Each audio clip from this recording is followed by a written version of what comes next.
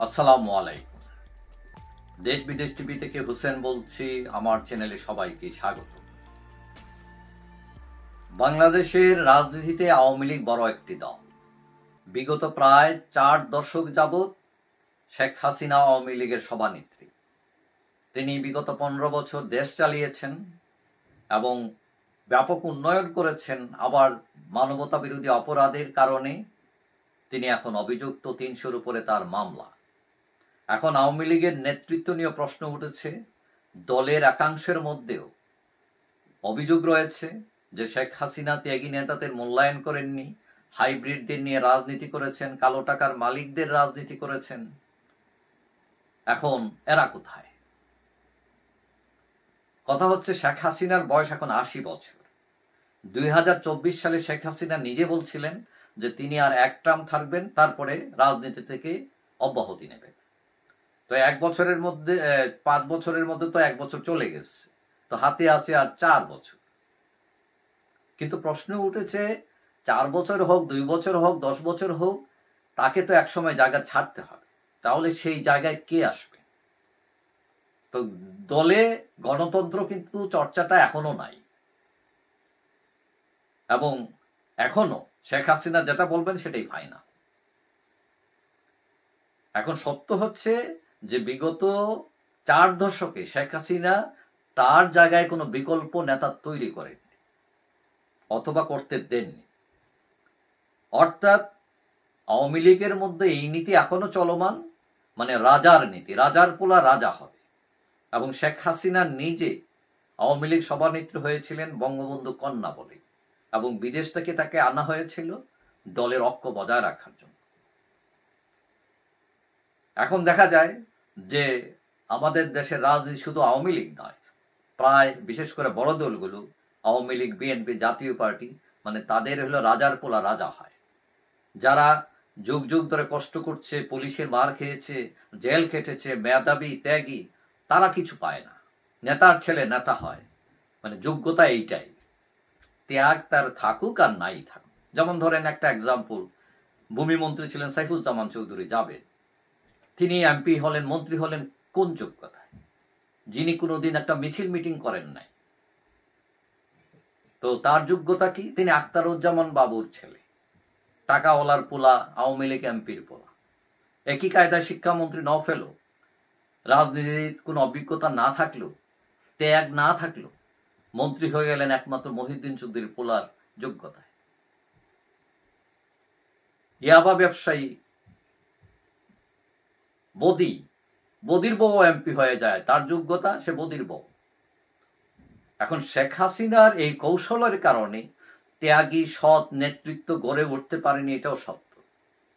পাড়ার বড় বড় বখাটে মাস্তান যদি নেতা হয়ে যায়, তাহলে সুশীলরা, ত্যাগীরা, সৃজনশীল মানুষেরা, মেধাবীরা রাজনীতিতে আসবে কোন দুঃখে?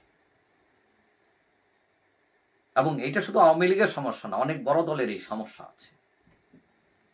এখন এইগুলো রাজনীতি করে আওয়ামী লীগ যে খাদে পড়েছে, এখন আওয়ামী লীগের অবস্থা এই গত 1 বছরে যদি পর্যালোচনা করেন, এই 1 বছরে আওয়ামী লীগের মতো বিশাল দলের একটি মাত্র লোক পাওয়া গেল না যে বায়তুল মোকাররমে দাঁড়িয়ে বলবে আমি আওয়ামী লীগ, কোথায় কে আসো। একটি লোক বলতে পেরেছে? বলে নাই।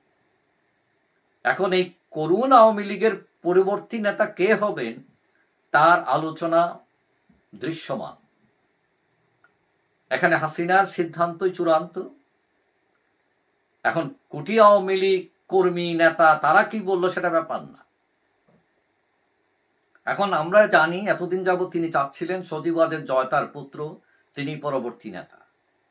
কিন্তু জয়, যতটুকু জানা যায়, তিনি অনেকটাই হতাশ রাজনীতিতে।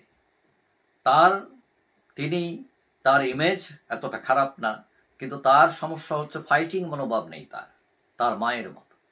এখন শোনা যাচ্ছে এক্ষেত্রে সায়মা ওয়াজেদ পুতুল শেখ হাসিনা কন্যায় অনেকটাই এগিয়ে। কারণ আওয়ামী লীগের এই করুণ বাস্তবতায় নেতৃত্ব দরকার ধীরচেতা, জেদি, সাহসী। এই ক্ষেত্রে জয় অনেকটা সম্ভাবনাহীন, কারণ তিনি অনেকটাই লিবারেল। এবং এক্ষেত্রে পুতুল অনেকটা ডিটারমাইন্ড, এবং তিনি আওয়ামী লীগের নেতৃত্বে এসে হঠাৎ চমক দেখাতে পারেন।